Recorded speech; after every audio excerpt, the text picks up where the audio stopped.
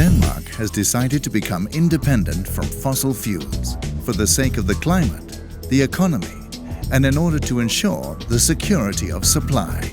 At present, wind and solar energy already delivers a good share of Denmark's energy, and this development will continue.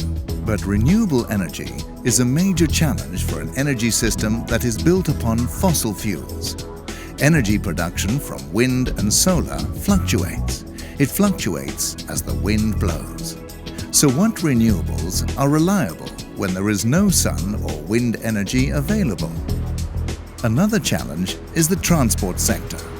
How do we create an energy system of renewable energy where also cars, ships and planes can operate on fossil-free energy? A great example of an energy system that will ensure Denmark a 100% renewable energy system is called Smart Energy Systems, a coherent fossil-free energy system that will create lots of new jobs and green energy for the Danes, both in terms of electricity, heat and transport.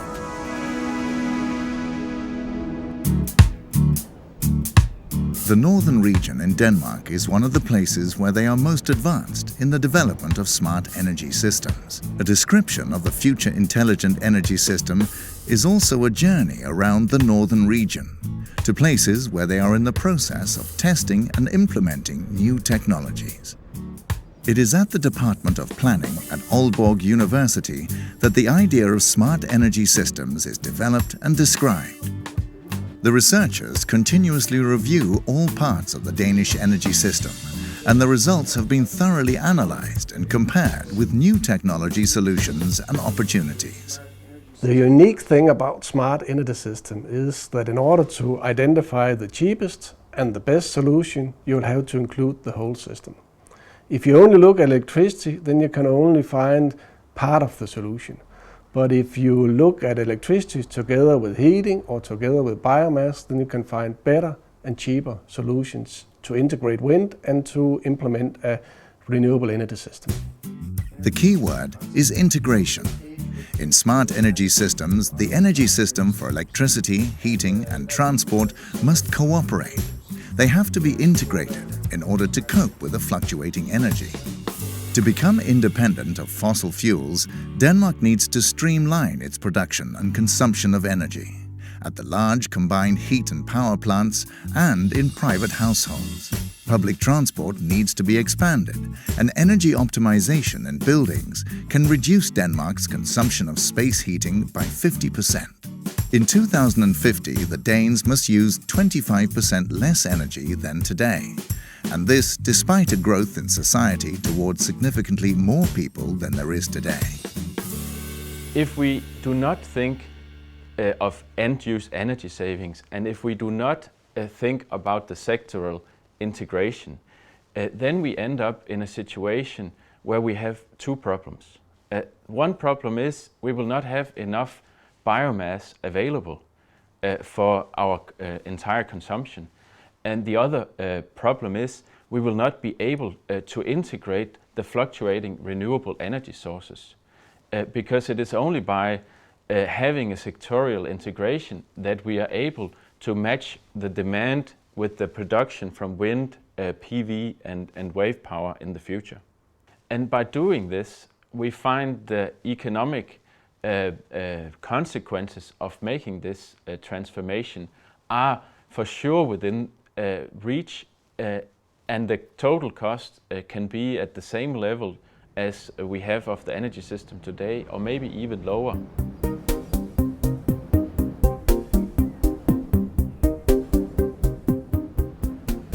Wind, solar and wave power will provide 50% of Denmark's energy in the future. The remaining 50% of our energy production will mainly come from non-food-based biomass, wood and straw, all provided by Danish agriculture and forestry. In the smart energy system, the use of biomass is carefully assessed so that it does not become unsustainable. It is important that Denmark does not overconsume biomass, since this will start to affect other sectors such as food production. Therefore, the biomass needs to be used efficiently and correctly.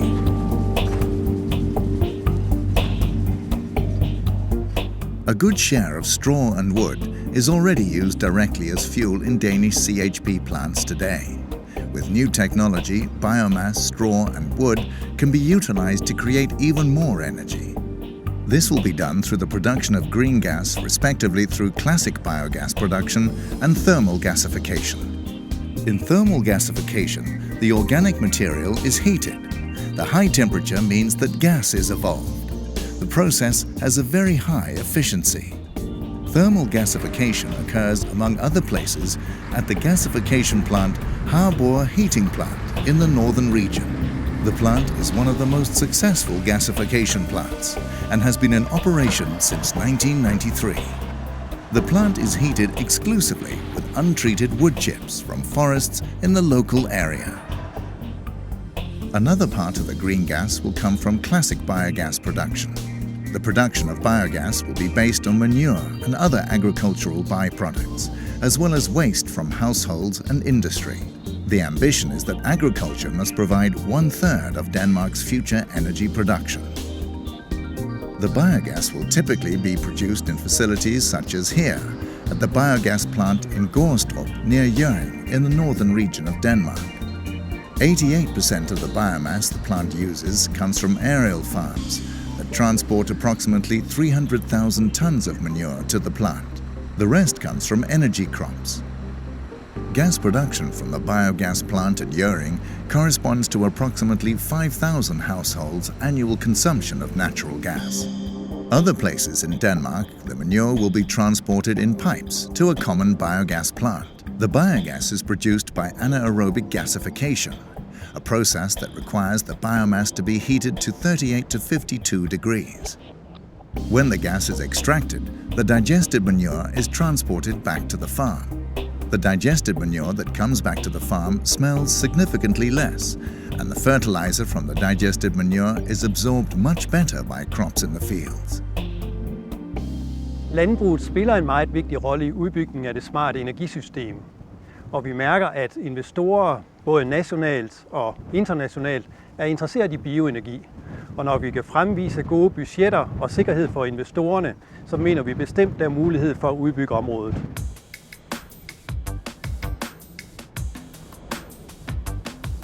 The green gas can be used in different ways in the energy system. A part of it will be used directly at the CHP plants, where the turbines will be converted from coal to gas. Other parts of it will be used for fuel cells. Gas turbines and fuel cells are very efficient and can quickly be switched on and off. This creates flexible power plants that effectively can adapt production to the fluctuating energy from sun and wind. The CHP plants will hereby continue to be an important part of the Danish energy system. The electricity produced at CHP plants is sent to the national power grid. In total, the green gas, wind and solar could produce all the electricity Danes need. The large amount of heat, which is a residue from the CHP electricity production, will be allocated to the 405 local district heating suppliers, who are spread out across the country. The district heating system in Denmark supplies around 1.6 million houses with heating.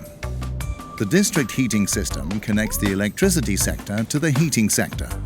When there is a surplus of wind power, the combined heat and power plants can reduce their electricity and heat production. And large-scale heat pumps can produce heat which can be stored in a thermal storage. The many homes outside the urban district heating systems will be supplied with heat from heat pumps that get their energy from the power grid. Heat pumps require burial of a water pipe to about a meter in depth, as it uses the difference between the temperature in the air and in the ground. Solar panels on the roof of private housing or large commercial plants are already a great part of the heat supply system in Denmark and are to be expanded. In addition, heat will also be produced from geothermal plants, where heat is extracted from the high temperatures underground.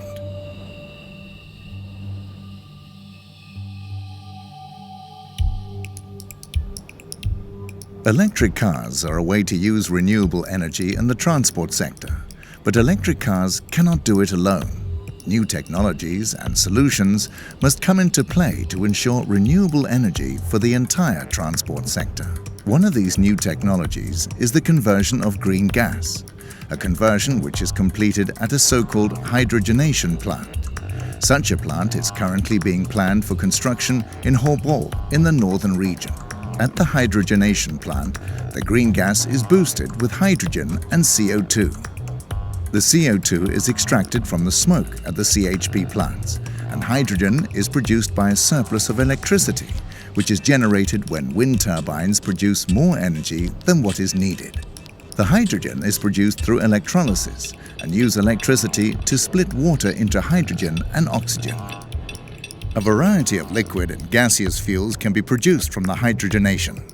Liquid fuels such as methanol and dimethyl ether, DME. In the smart energy systems, methanol is used to supply the cars which cannot be converted to electric vehicles. That's right, methanol is one of the solutions that can bring us to 100% renewable energy within transport. The main problem to put transport on renewable energy is that if we don't think about this in a holistic way, we will not have enough biomass resources to make the transformation. If we use the technologies, the first and second generation technologies that are being focused on today, we will simply not have enough biomass available for covering both the balancing in the electricity sector and the needs in industry, and also all the needs that we have in the transport sector. If we focus on the transport sector, we need, of course, to have the personal vehicles on electric or battery electric vehicles. But then we have all the heavy transport in trucks, we have ships, and we have aviation. And here there are a number of solutions that we can use, and one of them is methanol, another could be methane. However, for both of these, we need to find some ways where we can get power from wind or from PV into the fuels that we run the trucks, ships and planes on. If we don't do that, then we will not have sufficient biomass resources available for the transport sector. The green gas can also be used directly in the transport sector. This will require gas tank stations and a conversion of car engines. Direct use of electricity should be priority number one. However, green gas may be used to supplement, most likely in trucks and ships. Green gas can also be applied to the national natural gas grid. Green gas is, in fact, when it is cleaned, chemically the same as natural gas. The natural gas grid allows for storage of great amounts of gas. It occurs in caverns, which are large cavities in the underground. Here it is possible to store 25% of Denmark's annual gas consumption. As the natural gas in the North Sea runs out, it is possible for green gas to gradually replace natural gas in the Danish gas system. At the same time, green gas can create the much-needed balance between production and consumption in the Danish energy system. When there is a lot of sun and wind, then they produce green gas. And when there is less sun and wind, they use green gas. And that's the whole idea of smart energy systems, to combine green gas and the integration of wind and solar and make this all work. But it's not only the technical thing to do this, it's also how to implement it. And it also the idea that if we invest in doing all this in countries like Denmark and other countries that import fossil fuels, then we will spend the money on investments and then we will save imports of fossil fuels. And doing this is one of the best economy boosters we can have and job creations that we can possibly have in economies like the one in Denmark.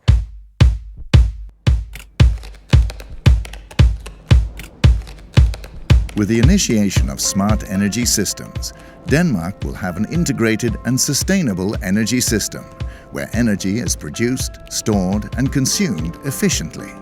Smart energy systems will ensure that energy is no longer produced at a few central power plants. In the future, a great deal of energy in Denmark will be produced locally. One example is Mariager Fjord municipality in the northern region. The municipality buys energy, primarily fossil fuels, for more than 1 billion kroner per year, money that leaves the municipality. In the future, local companies will become capable of offering the municipality to produce a large part of this energy as renewable energy. This will mean a significant boost in terms of new and lasting jobs, as well as a contribution to a significantly improved economy in the municipality and for Denmark as a whole. For Mariefjord Kommune vil en omlægning af energiproduktionen, sådan at vi køber i dag for 1 milliard eksterne fossile brændstoffer til internt produceret biomasse med mere, betyde, at vi vil få dels en stribe en produktion ud af det, et antal arbejdspladser og et kompetenceløft. Hvis vi laver det regnestykke, at en arbejdsplads skal omsætte 1-2 millioner kroner om året, og dividere det op i 1 milliard, jamen så får du de der 500-1000 arbejdspladser over den periode, som det vil tage at få lavet den her omlægning til vedvarende energi, som vi kan være selvforsynende med.